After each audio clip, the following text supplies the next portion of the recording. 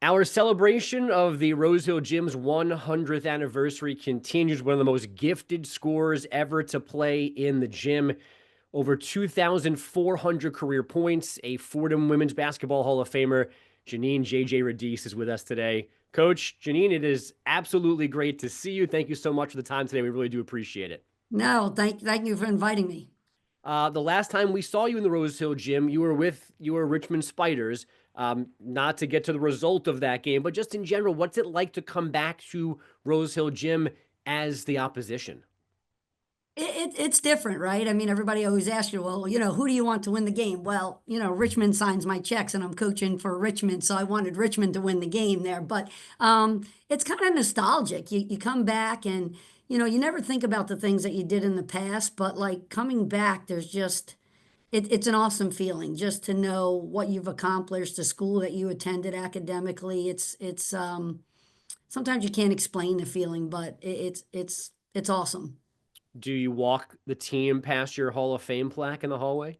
No, I don't. I don't, but they ask about it because in the front first when you walk in Rose Hill, they used to have a big picture of some women's basketball players, which isn't there anymore, and I was one of the ones on that mural. So they would come in and they would see me right away. So if they ask me, I'll say, yeah, it's behind the stands, it's up there, and then they'll look. But I don't normally say, hey, go look at me. You know what I'm saying? Yeah, and I remember prepping for that game. You've got a talented group of young women on your squad, historic players at Richmond. A couple of them have scored a lot of points, but no one's got, I think it was a 24-17.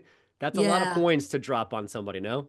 You know what? When you think about it, right? Again, when you're in playing and you're in that time, you just play, right? And whatever happens, happens. But to think that I was going to score 2,400 points coming out of high school, going into college, I would have never thought that. I mean, I worked really hard and extremely hard, but I would have never thought that.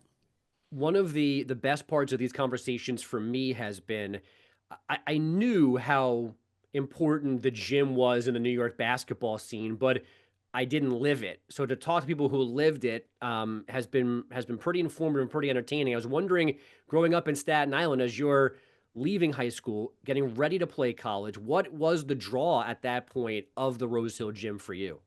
Well, I think when you were looking at a college, right, even like student athletes today, you're looking at the whole picture, right? You're looking at the academic picture, which was very important to me, and then second, obviously, the basketball part of it. So, but when I walked on campus and walked into the gym, and you could feel it, you could feel like that was home, at least for me. And obviously, being from New York, Staten Island, the Bronx isn't that far away, so.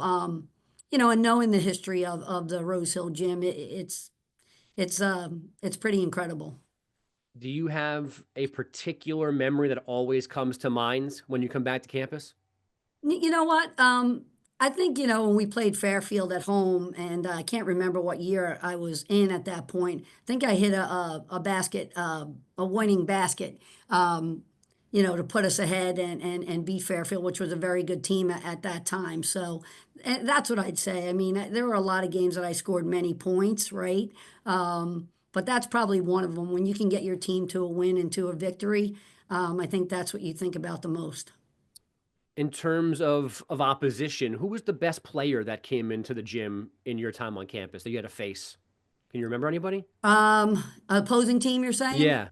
Oh, there were so many. I mean, you think about LaSalle and the team that they had. They had Tracy Sneed, and they had so many great players. And then you had Holy Cross that had Cheryl Aaron and Janet Houlihan, and I mean they dominated. Those were the two best teams in the league. Three best teams in the league when I was there was LaSalle, Holy Cross, and Fairfield. Fairfield had Dana Pellegrino, and had so many very good players on their team. So. Many. When you fast forward to now, what is the most startling thing to you about the growth of women's basketball? Um, I don't know if you'd say startling. I mean, I'm obviously happy to see um, women getting their due and the people following women's basketball, and it's grown so much. I mean, even as a coach, just the physical things that the players get. that we didn't get back then, and just things like that. It's grown from a coaching standpoint where the coaches are making more money now and things like that. I mean, you just saw probably Dawn Staley, you know, making another 5-year contract, making millions of dollars. But I think it's grown. It'll never be equal, maybe probably as to the men's, but it's grown, and women are getting the respect and their due for what they do on the basketball court and in coaching as well. So I think that's a great thing. The way the game is played now, how many points could you score in this era? You know what? I don't know. That would be interesting. You know what? If you can score, you can score, right? Yeah. The players are bigger and stronger and faster now, but I'd be able to hold my own, to be honest with you.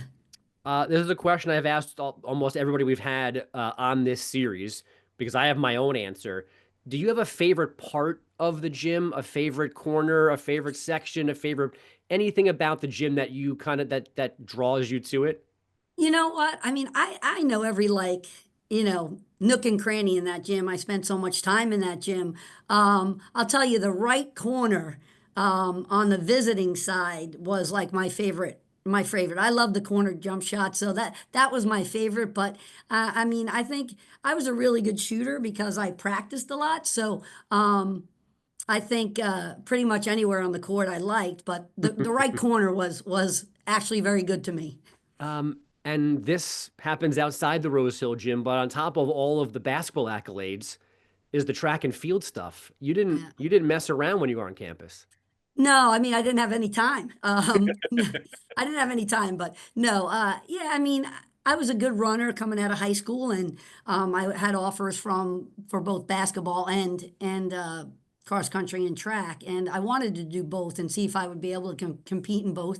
And there were a few schools that would allow me to do that, so Fordham was one of them, and that was part of the reason as well why I chose Fordham. Janine, this was a great conversation. Thank you so much for sharing these memories. We really do appreciate it. And best of luck to your Richmond Spiders the rest of the season. And we'll see you hopefully back in the gym sometime very soon. Yeah, and hopefully with a win this time.